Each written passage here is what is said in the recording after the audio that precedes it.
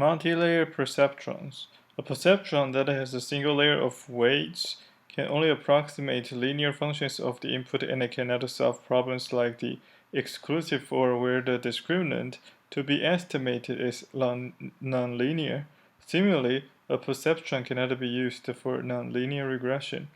This limitation does not apply to feed-forward networks with intermediate or hidden layers between the input and the output layers. If used for classification such multilayer perceptrons, MLP can implement nonlinear discriminants, and if used for regression, can approximate nonlinear functions of the input. Input X is fed to the input layer, including the bias. The activation propagates in the forward direction, and the values of the hidden units ZH are calculated. See figure 11.6. Each hidden unit is a perceptron by itself and applies the nonlinear sigmoid function to its weighted sum, that is, ZH equals to sigmoid of WH to the transpose times X, which is equals to 1 divided by 1 plus the exponential functions of the minus 1 times sigma WHJ xj plus WH0, where the summations is summing for all j starting from 1 to d, and also for such kind of a sigmoid of a WH transpose times x, where the h could be 1, 2, 3 until capital H, the number of different classes, and the output yi are perceptrons in the second layer taking the hidden units as their inputs. That is y equals to vi transpose times z, which is equals to sigma of VIH times ZH plus VI0, and the sigma is summing for all h starting from 1 to capital H. And where there is also a bias unit in the hidden layer, which we denote by Z0, and VI0 are the bias weights, the input layer of xj is not counted since no computation is done there, and when there is a hidden layer, this is a two-layer network. As usual, in a regression problem, there is no nonlinearity in the output layer in calculating y.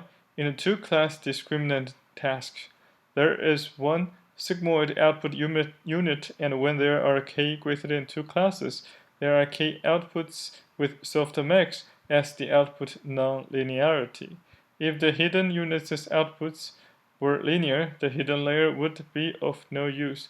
Linear combinations of linear combinations is another linear combination, and sigmoid is the continuous differentiable version of thresholding.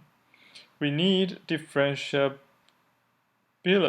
because the learning equations we will see are gradient based. Another sigmoid S-shaped nonlinear basis function that can be used is the hyperbolic tangent function, TANH, tangent h, which ranges from -1 to +1 instead of 0 to +1.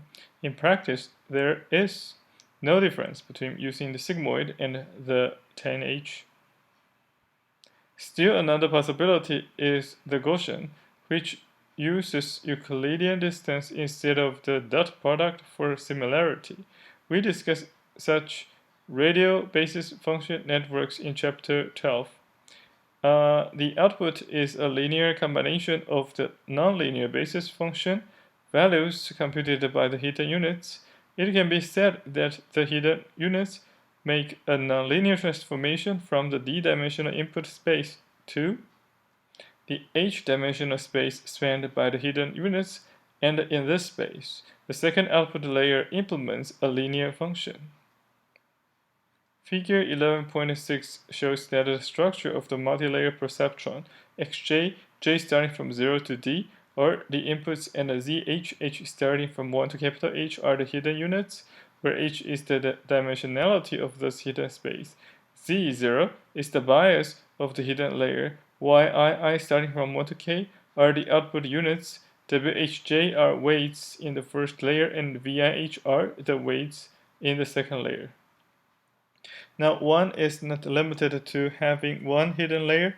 and more hidden layers with their own incoming weights can be placed after the first hidden layer with sigmoid hidden units, thus calculating nonlinear functions of the first layer of hidden units and implementing more complex functions of the inputs.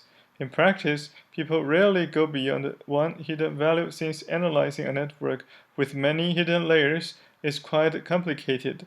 But sometimes when the hidden layer contains too many hidden units, it may be sensible to go to multiple hidden layers, preferring long and narrow networks to short and fat networks.